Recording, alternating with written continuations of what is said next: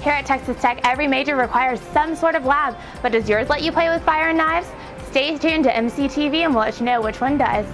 Leonardo da Vinci was well known because of his artwork, but did you know he wasn't just an artist, he was also an inventor.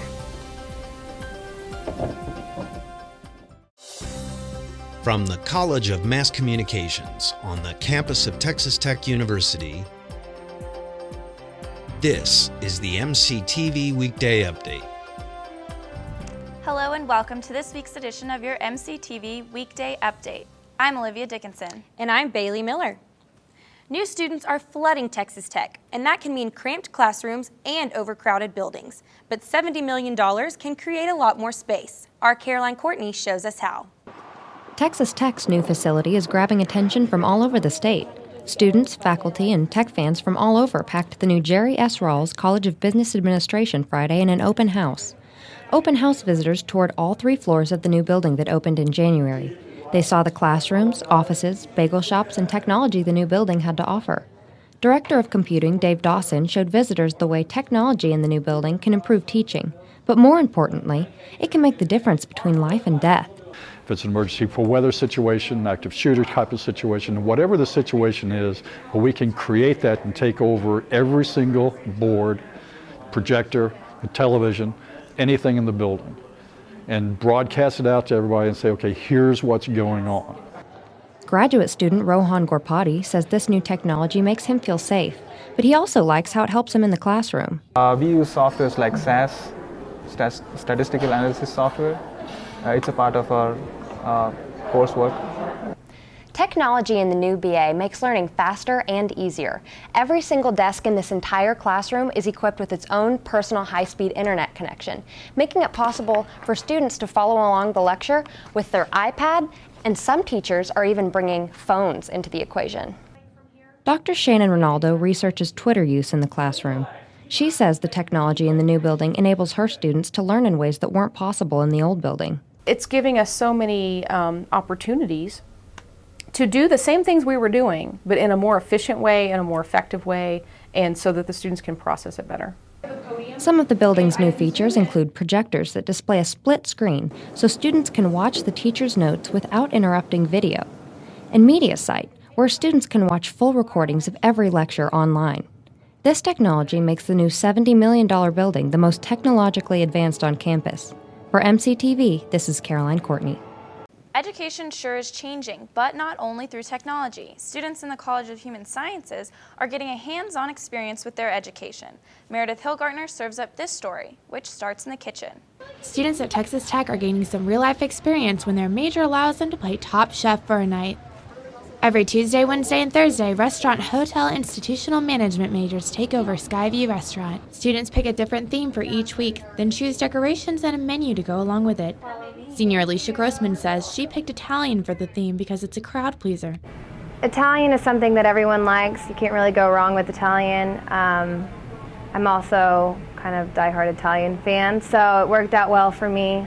Executive Chef Lee Redmond says in lab, each student learns several different restaurant skills that they can use in the future. Whether they're serving, whether they're a bartender, whether they're in the kitchen, they work through a rotation. And at that point, they will take every single skill that they've learned and use it each week until at the end, everyone's gone through a rotation and they've basically run a restaurant. Here at Skyview Restaurant, most patrons don't see the busiest part of the whole place. Here in the kitchen, students make their recipes, plan out their menus, and learn to execute the meals all themselves. Grossman said the hardest part wasn't hostessing, cooking, or waiting on guests, but finding people to fill the restaurant. The hardest part is getting people together and making reservations. A lot of people don't understand that it's reservation required, trying to get the people that need to be here. Students not only learn new skills to take with them in the future, but get a sense of accomplishment from their hard work. I'm excited about that I've pulled it off. For MCTV, I'm Meredith Hillgartner. Looks like those students might have their hands full. They really do. And there's another chance for students to do some hands-on learning this weekend, but this time it's 500 years old. Our Ana Sanchez has the story. The most comprehensive traveling exhibition yet compiled on Leonardo da Vinci is now open through April 15 at the Science Spectrum Museum.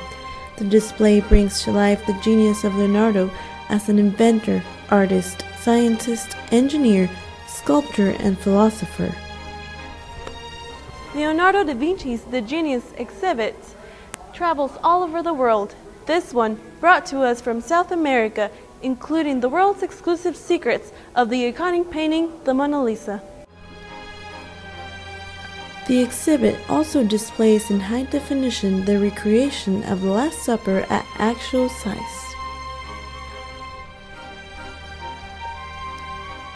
Diana Guerrero, Texas Tech student, explains why she thinks the exhibit is so important to the community.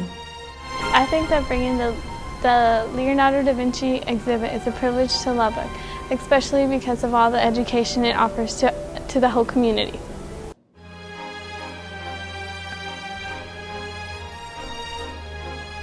The administrative manager of the Science Spectrum Museum explains what he hopes people will take away from the exhibition. Hopefully, obviously, one of the things we want for folks to take away from this exhibition, whether adults or youth, either one, is that inspiration that even as an average individual, that you're only limited by your thought processes. The exhibit will be open daily Monday through Friday from 10 a.m. to 5 p.m., Saturdays from 10 a.m. to 6, and Sundays from 1 to 5 p.m. For more information, you may call at 806-745-2525. For MCTV News, this is Ana Sanchez. Did you know that Leonardo da Vinci made all those inventions? You know, I didn't, but I'm kind of more of a music girl. And speaking of music, we just had an important anniversary for a local legend. I stopped by the Buddy Holly Center where they always remember the day the music died. People are in love with Buddy Holly. I mean, he really did make a big impact in Lubbock through his music. People from all over came to the Buddy Holly Center February 3rd to celebrate the music legend's legacy and pay their respects on the 53rd anniversary of his death.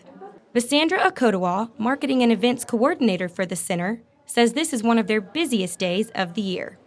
And he was also very popular in the UK. So we get calls from London and England, Switzerland, and all over the world. They plan their calendars around his birthday and, of course, this day. The facility opened to the public for free all day and included 2 exhibits, a documentary showing called Buddy Holly Rave On, and a signing by author Ryan Vandergriff for his book, Dancing as If There's No Tomorrow. Buddy Holly was known for his trademark glasses, and on Friday, families were invited to participate in the Make and Take event where people could come and make their own Buddy Holly glasses and take them home as a souvenir. It's incredible how many notable artists patterned their music after Buddy Holly. Holly was popular among the baby boomers, but Okotowa says younger generations are starting to gain interest. Recently, a lot of, I'll say, this new generation has started coming, and I don't think a lot of them know about him, but they're learning about him, especially when they come to Lubbock. We got Buddy Holly Street, Buddy Holly Avenue, so they want to know who that is, and so we are getting a lot of younger crowds as well. Even Okotowa says her eyes were opened a little more after Friday's events. I learned mostly about his career, his life, and tragically it was short, but he made such a big impact in the 22 years that he lived. To learn more about Buddy Holly or the center, visit buddyhollycenter.org. For MCTV, I'm Bailey Miller. Did you actually get to make those Buddy Holly glasses? I did. It was a lot of fun. And if you want to learn more about Lubbock's own rock star, visit the Buddy Holly Center at the corner of 19th and Crickets Avenue in the Depot District. That's all the time we have for today. Thanks for watching the MCTV Weekday Update. I'm Olivia Dickinson. And I'm Bailey Miller. Have a great week.